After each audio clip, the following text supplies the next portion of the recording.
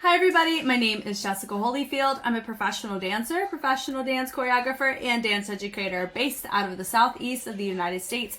And we're going to be taking a look at some excerpts, some auditions from Street Dance China Season 6. I've been watching the full episodes with the reactions and observations on Patreon, and whatever I am able to get from that excerpt-wise uploaded onto YouTube without copyright issues, that's what you get to see, like this video.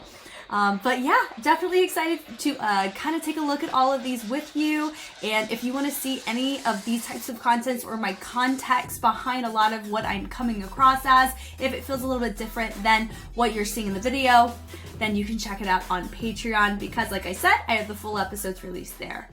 Popping， 然后就是想做的试验，尝试一些关于 locking 上面更多的不一样的东西，看看到底行不行。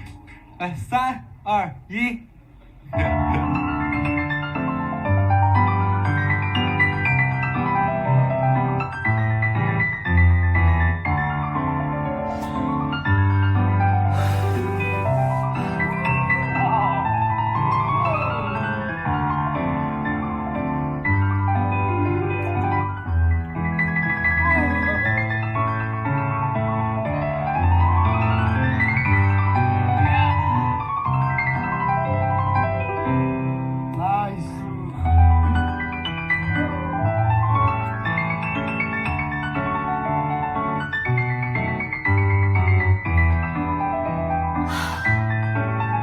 This is so refreshing to my soul right now.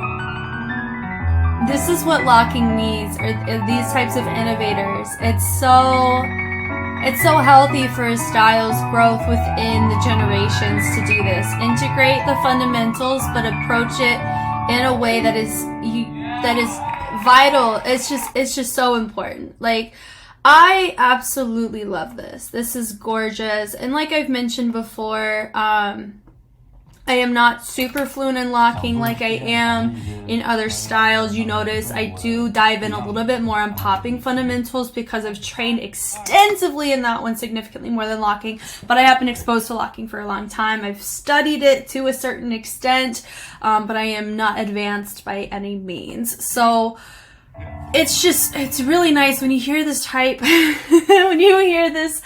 of track. It's a classical track, but also when you think about the piano, how they're playing it, and just notice that he uses his fingers to help integrate, not wordplay, but like item play, instrumentation play, where we're signifying the piano, then what type of piano it is, and how he sets it up. He takes it, it's like, it looks like a little warm up for him.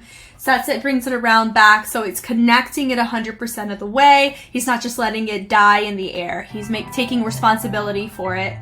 Then what he does is he uses his finger to trigger, or his hand to trigger his legs to start continuing the integration. So a lot of these things, when you travel energy, the energy has to be represented and you can't just throw it away. And that's something that both Candyman and they translated it here to Fishball. So I don't know if that's his real name or not, but that's what it was stated in these closed captions, so forgive me if I am wrong. But when you just take a look at his energy transfers between his hands, and he's using his hand to collaborate with his legs into like more of a James Brown aesthetic with a dime stop, so you can see his popping presence here. And I think it's really beautiful that he is very familiar with popping, to where he can experiment. When I hear that from a dancer, I'm like, I love it, because that's something that I always admire, because I understand how difficult it is to explore freely, especially when you're going to come into a competitive environment. Like, this is like a competition environment. You're going to come in with you're going to come in experimenting. That's a high risk role you're vibing with, so it's super fun to see a lot of, he's choosing to do a lot of this type of rotational trace. I would say we have a lot of locking nuances from dime stop. So I think what I'm noticing here is he's doing positions or fundamentals of locking, but he's justifying them with a popping texture or a popping posture. And not just the pop, but the branches that stem from popping. So that would be your dime stops and your strobes and your ticking and your pops and your tutting and your fixed points and your isolations, animation techniques. So you really see a lot of that present here. Speed changes. It's just really nice that you see him integrate the musicality throughout everything. I would say my one note is he is choosing to express the piano, and not one-dimensionally, but with a lot of overlapping fingerprints with his legs to his upper body. Like, we see a lot of a similar setup into that, so an untrained eye would just think that he's doing the same thing over and over again, but we know that's not the case. But when you think about the type of show, I think that would be a good suggestion, is making sure that we are doing more than just one type of traceable element, if that makes sense. But that's a minor, not even a critique, just a suggestion, but it's honestly freaking great. Like, he's doing a lot of traces, he's twirling it around, vibrating through the chest, bringing it back up. That whole section was great when he did his kick and he waved it down as quickly as he did. Phenomenal musicality, such a joy. And he finished it up. That was really nice. I think his innovation within the choice of representing locking, because remember, it is part choice that he chose locking. So naturally, Ding's gonna have a locking mindset in place. And so when he sees this, he's going to compare it naturally to what you normally see in locking. And here it's a very nice, innovative way of approaching locking. His musicality, you can see his complexity of his movements, you can see the risk-taking, his creativity, you can see his identity in locking. And I think that's a really big thing. I mentioned this with Candyman's, my feedback to Candyman.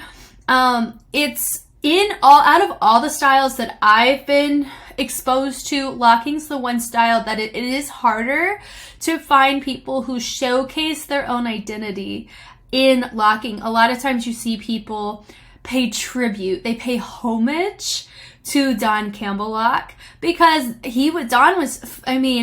rest in peace, because he's the one who made locking, right? So of course it's being respectful to pay homage to him, but a lot of people don't go further than that and bring about this. They don't have that level of familiarity to be able to execute risk-taking or exploration like Candyman and Fishball. So I'm hopeful.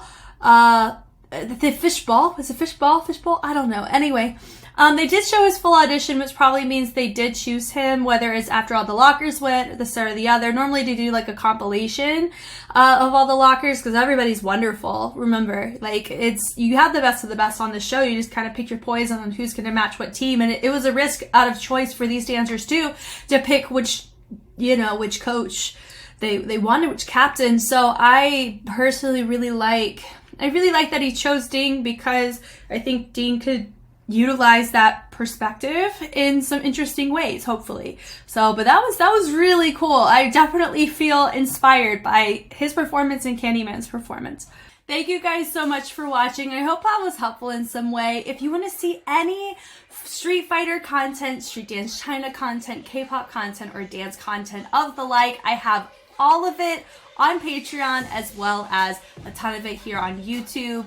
If there's something that you want me to react to specifically, I have options on Patreon that you can go and check out, because the holiday season is coming up. It's a really great opportunity. I may have some special discounts and special opportunities depending on what tier you choose to join, that could hopefully keep spreading the holiday cheer through the end of 2023. I'm Jess, and I will catch you on the flip side. Bye.